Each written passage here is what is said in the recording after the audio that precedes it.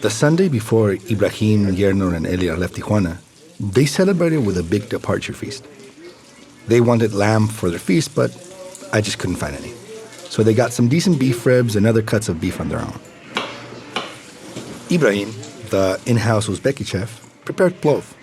That's a rice dish found all over Eurasia, made with fried veggies like carrots and onions, and obviously with a protein. Usually done with lamb, but this Tijuana version used beef rib instead.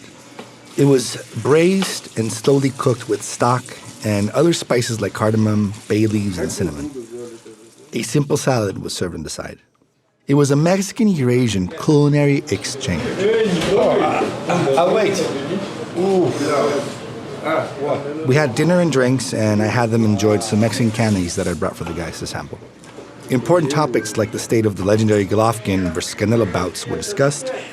Banter and half-understood jokes moved from one side of the room to the other. Some of them stepped outside the balcony for a smoke and for a call home. You could see the U.S. border from the balcony. The U.S. border was right there, almost a hand's reach away. Pause it. Luca, I got a confession. What is it, Julio?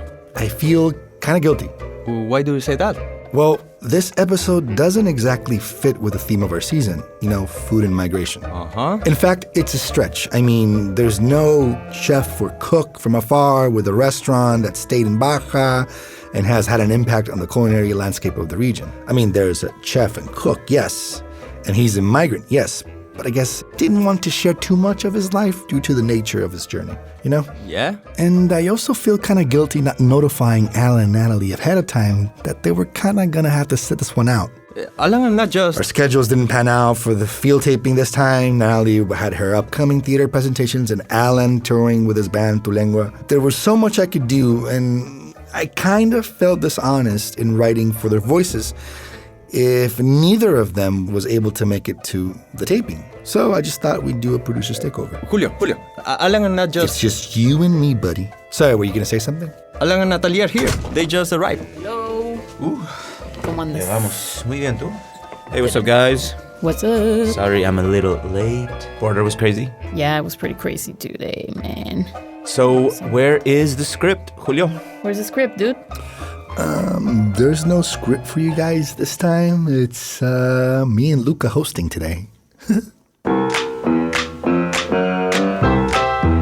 Julio, this is not cool, dude. I have to cancel Tulengua band practice for this, dude. We all make sacrifices. Guys, Seriously, I had to cross the border for this, man. I haven't eaten in 4 hours. I'm sorry. What's wrong with you? From KPBS and PRX, this is Port of... Hit me with a new beat, Luca.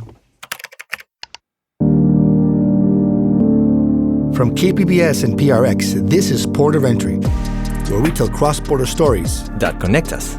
I'm Julio Ortiz Franco. And I'm Luca Vega. This is Producer's Takeover.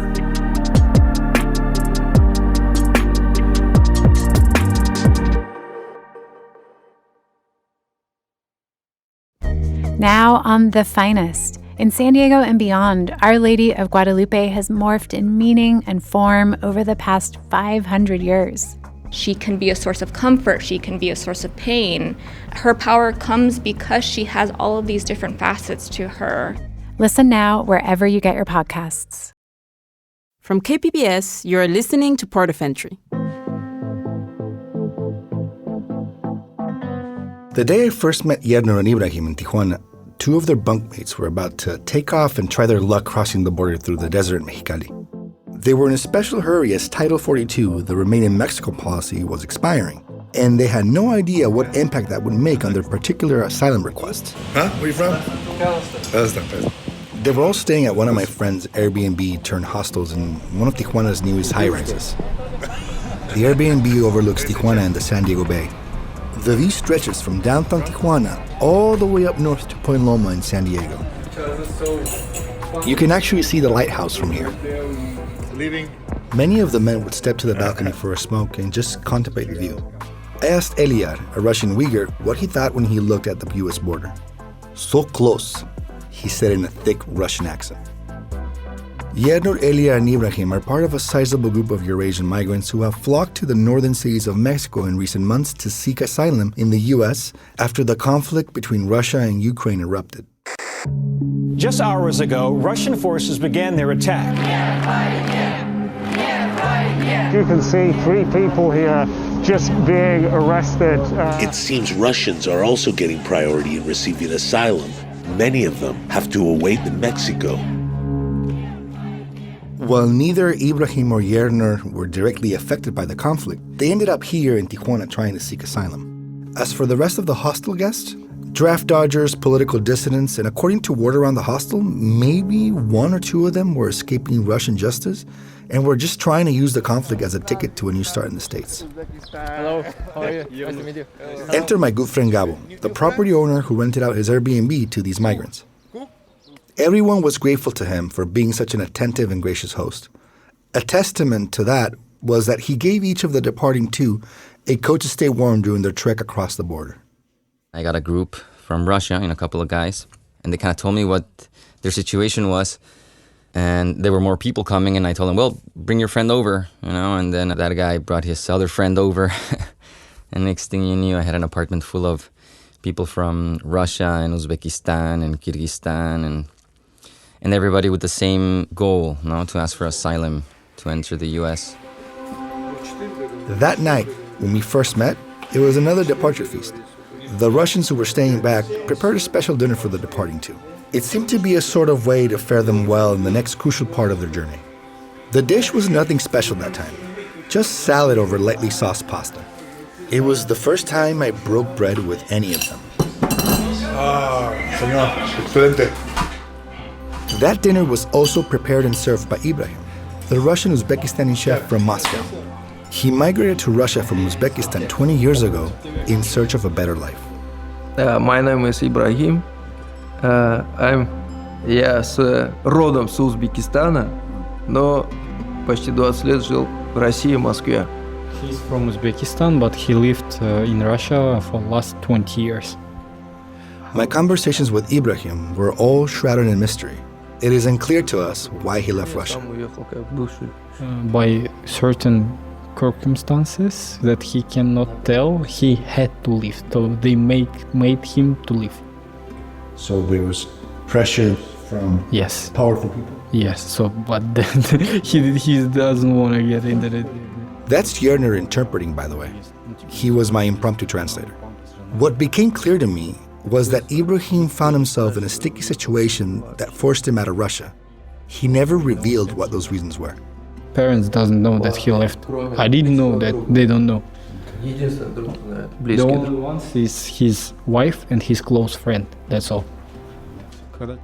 My suspicion was that it was not the government that went after him.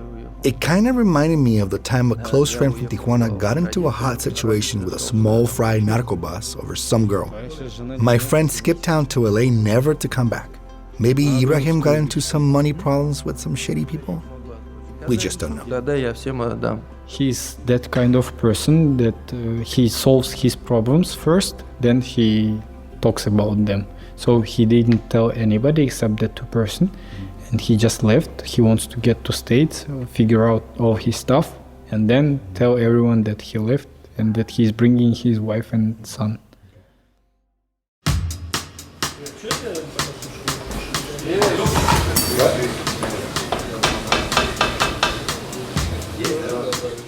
When it came time to eat, Gabriel and I had our own individual plate to eat our meal. The Eurasian Russians, on the other hand, all shared a single big plate from which they ate from. It was quite peculiar. Trying to break the ice, I asked if they had already tried tacos. They said yes, and then I asked what was their favorite, to which they replied that they only had asada, that steak, because they were all Muslim, and the other options were pork or just beef cooked in lard. So I couldn't help but tell them about barbacoa, which is a traditional Mexican 12-hour slow-cooked lamb in a pit.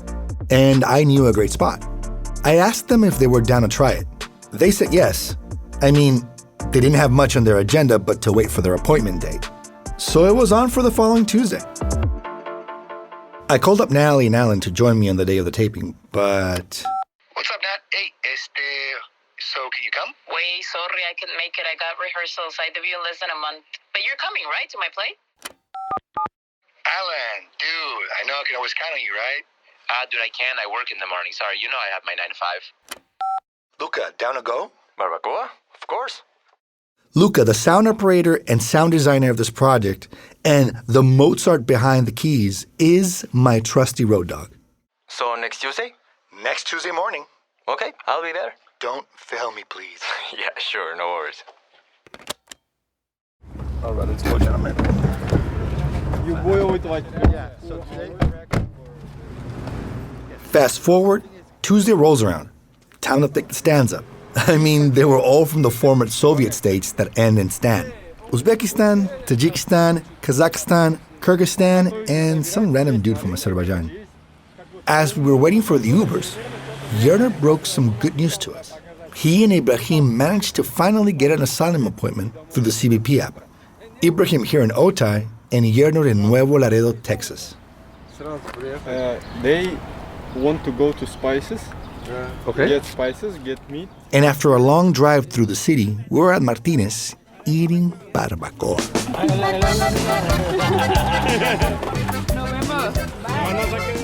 Martinez Barbacoa is a pop-up eatery at the Tuesday street market in my old neighborhood of Otay. From the outside, it looks like a fort put together by 2 kids. 3 big tables flanked by multicolored tarps with serving stations filled with salsas and freshly cut onion, cilantro, and limes. Where to sit? Basically wherever you can find an empty spot. At the entrance of the pop-up, you are greeted by Martinez himself. With small lamb tacos to sample, he invites new customers to come in and try. Pásele sin compromiso, tenemos de todo. Buena barbacoa de borrego, consomé calientito, taquitos de pancita, macicita, costillita, de todo. También de cabecita. It is impossible not to be overcome by the aroma of the cooked lamb, chiles, and fresh cut herbs. It kind of shields you from the cacophony of noises all around you. Martinez slamming his cleaver, vendors and locals haggling, and the unending caravan of karaoke singers bursting your eardrums for some spare change. Just like home, mentioned Eliad, slightly irritated with the shrieking singing of a woman with a colostomy bag hanging from her waist. We each gave her some spare change just to have her move her to the next stall. Anybody want to try the inner, the visceras, the stomach? Okay. Y 5 de pancita. I had them each try Martinez's specialty. 1 spicy pancita taco, 1 rib taco, and a small serving of broth on the side. Pancita, by the way, are the innards of the lamb cooked inside of the stomach with chiles and other spices. Uno y uno de costilla. Okay. All right. It was a treat to see them enjoy Mexican barbacoa. It was even more of a treat to see them regret putting a bit too much salsa on their tacos. Tenemos un enchilado. Un enchilado. Yeah, spicy. Picante. For the audience, Ibrahim tried the spiciest salsa in the barbacoa, and he's a little bit contra. They loved barbacoa. They loved it so much that they wanted to return the favor by cooking lamb for us to show what their cuisine was like. And just like that, the Eurasian Mexican Culinary Exchange was born. That's when I promised to get them the lamb. But as you already know, I couldn't quite make good on that promise. And just like that, well, the Eurasian Mexican Culinary Exchange failed to launch. Before we headed back to the hostel, we made a few pit stops around the street market. Stop 1, the Spice Shop. Anís es este. Anís, Badian. 1 minute. Estrella. No, it's not. ¿Tienes cardamón? ¿Cardamón no? ¿Cardamón? No. Este es anís estrella. Anís estrella.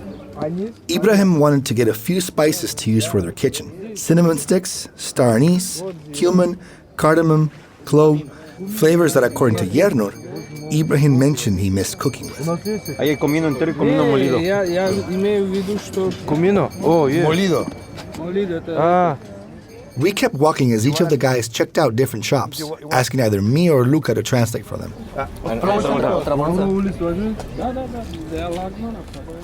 On the way back to the hostel, Yernur asked if I could drive him to a couple of places to run some errands. Okay, stop number 1. Where do we go? Copy center. Copy center.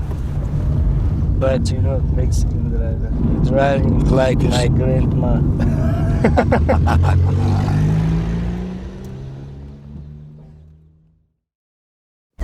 Now on The Finest. In San Diego and beyond, Our Lady of Guadalupe has morphed in meaning and form over the past 500 years.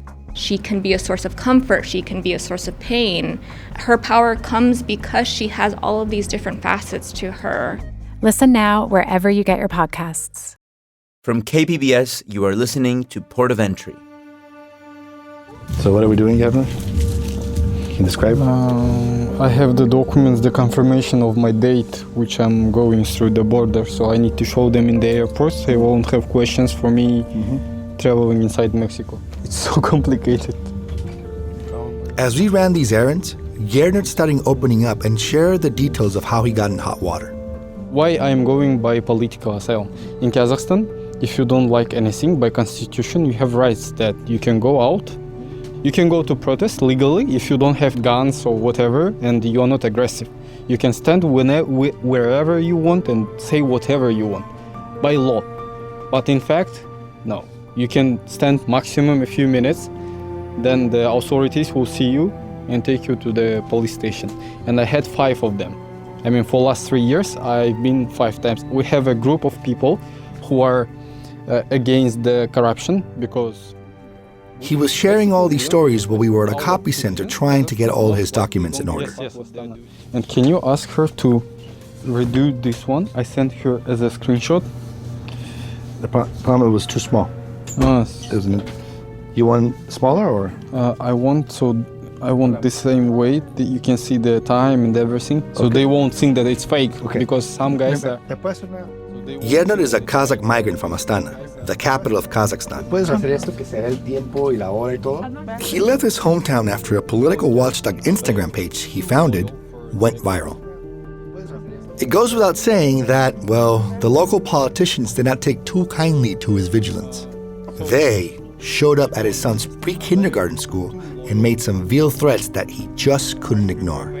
He left his wife and his 4-year-old son back home. Oh, he's only 4 years old. He went to karate classes for 5 months. He's just random jumping and being active. Yeah, for his age, he's just kind of a game, not like a sport. But he came. You should have seen how he does his. How does it called?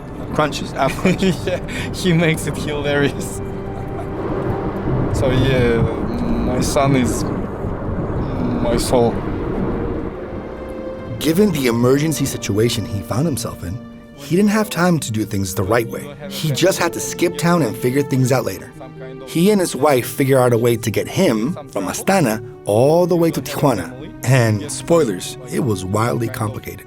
Kazakh people apply to the embassy of Mexico in Turkey. Okay. There is no one in Kazakhstan. Okay. So for visa, I have to go to Turkey, first of all. Second of all, it was 1 year and 2 months appointments. Okay. Wow. So if I wanted to come to Mexico, I would be able to come only next year in February. And just in case you didn't catch that, there is no Mexican embassy in Kazakhstan. The nearest embassy was Turkey's, and there were no appointments available in the next year and a half. And waiting just wasn't an option. So they were forced to look for other options until... I mean, there is no way coming here. But she read somewhere that there is Amparo. Yernur's wife came across a legal hack through a contact they made. People who entered Mexico without a visa with the intention to pass through to another destination could do so with an amparo. An amparo is a legal document that grants protection from civil or criminal procedure against the holder if the holder was accused of breaking a law, like entering Mexico without a visa. So Yernur and his wife found a way to travel freely through Mexico without being pestered by law enforcement. Okay, so we find out the guy who got here by the same way as I did now. And he said that the only legal way is come to Dominican Republic. From them, you fly to Nicaragua. In Nicaragua, from Nicaragua through Guatemala, you come to Mexico by bus. And he said that the only trouble in documents, the legal stuff, is in Mexico. To get the amparo. So I flew to Dominican Republic by plane. I went to Nicaragua the same day. So from Nicaragua, it took me 4 days to get to South Mexico, Tapachula. So through Guatemala and the Honduras, we came to Tapachula. It was like 35 group of people who were going that way. Mostly it's like Cuban. Yernur was worried that his documentation was real. He understood the scrutiny his paperwork and passport would go through. His irregular status in Mexico made him double-check everything. It was like difficult, but he needed to travel all the way to Nuevo Laredo, Texas for his asylum appointment and needed to make sure that all his paperwork was in order. In Tapachula, we went to a lawyer, which made us an amparo, made me an amparo. So you should have showed him that you are going for political asylum by CBP. I explained everything to him. He made me documents, and I flew from Tuzla because it's from Tapachula. It's difficult to fly out. Yes. I went to Tuzla with the papers. Migration was okay in the bus. I went to Tuzla, and from Tuzla I flew to Tijuana, and I came to Tijuana, rented the place in hostel, and started looking for a date on CBP. As we finished dinner that final Sunday, we stepped out onto the balcony to have a final smoke on this side of the border. It was getting late and close to Yernur's departure time. We all said our goodbyes and took off to the Tijuana airport. Yernur felt uneasy as we were driving to the airport. He kept second-guessing the legitimacy of the amparo. When I came here, I showed you my amparo. Its official lawyer came to the official migration office, and they gave me that paper. But I've seen so many things going wrong with people who came here that I couldn't rely on that paper. So when you said me that it's 100% good, I was like, oh, that took out a pain out of my ass. I mean, I am totally okay even with the date. Yeah, it looks okay. Yeah, but to be sure. Yeah, I mean, to be sure, we're gonna find out right now. The drive to the Tijuana airport opened up a space where Yernur could tell me a bit more about his life. I mean, being stuck in a hostel with 9 other guys you don't know, well, means that these sorts of things are often kept quiet. No one really opens up. How do you feel? Oh, excited. Just give me a minute. I'm texting my wife and mom. The recording corner. No. Yernur, of course, did not want to leave his family. But just like the thousands of Eurasians and Russians fleeing their home country due to circumstances beyond their control, sometimes you just have to be smart and leave to fight another day. I thought when we were planning that we won't see each other for 1.5 months. Until they come, it will be total 1.5 months. And my wife was saying that it's just 1.5 months. He won't change. He won't get any new habits. And I was thinking so too. But I'm talking with him every day, and he always figures out something new. And he was like, "Oh, I'm not there with you." I mean, you see it only through the phone. What does he say to you? Oh, well, a lot of stuff. He misses me. When he comes to kindergarten, it's a new one. Since I left, they moved too. So it's a new kindergarten, and we were a little scared that he will be uncomfortable. But he did very good, and every time when my wife comes to take him from there, he explains his teacher that his father is working in another city. That's what we explain him. He says that my dad is far away working, and I will see him soon. So he misses a lot, and it makes me almost to cry when he says that stuff. The longest time that I haven't seen him in his whole life was 7 days. Just want to meet my family. Sniff them. Sniff? Smell? How you say when you smell a baby? I mean, child. Do you smell? Yeah, it's child. The aroma. Aroma, yeah. Of your child? Yeah. You miss it? Yeah, very lot. I don't even miss my wife so much. What is the aroma? How is it? Yeah, what does it remind you of? What kind something like childhood, something very white, light. It feels like home. Like when you have a child in your room. We have 2-bedroom apartment, but he stays with us. He sleeps in our bed. And when you sleep with your baby for enough long time, all room smells like him. In a good way. We wash him. Of course. Yernur dreams of the moment when he is reunited with his family. We arrived at the airport. Did you say your son's name is? Iskander. Iskander? Yes. Turkish name? Eastern Turkish name. Yeah. It's like Alexander, no? Yeah. Oh, They will. They will. All right, let's rock and roll. Due to airport security, I eventually had to stop recording. After dropping him and making sure he made it through the immigration checkpoint, I bid him farewell. I haven't heard from him since. I just hope he made it safely, and it's not too long before he gets to smell little Iskander's aroma again.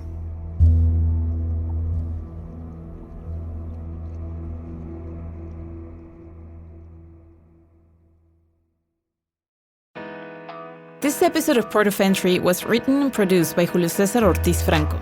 Luca Vega is technical producer and sound designer. Adrián Villalobos is media production specialist. Elisa Barba is our editor. Lisa Morissette is director of audio programming and operations. And John Decker is senior director of content development. This program is made possible in part by the Corporation for Public Broadcasting, a private corporation funded by the American people. This project was also made possible with support from California Humanities, a nonprofit partner of the National Endowment for the Humanities. Visit callhome.org. Soy Alan Lilienthal. Y yo soy Natali Gonzalez.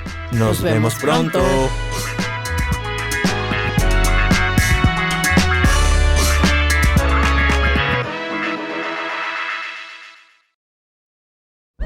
Now on The Finest, we examine an icon. Our Lady of Guadalupe has been a powerful symbol for 500 years, and artists have reimagined her as a source of resilience and pride. Listen now wherever you get your podcasts.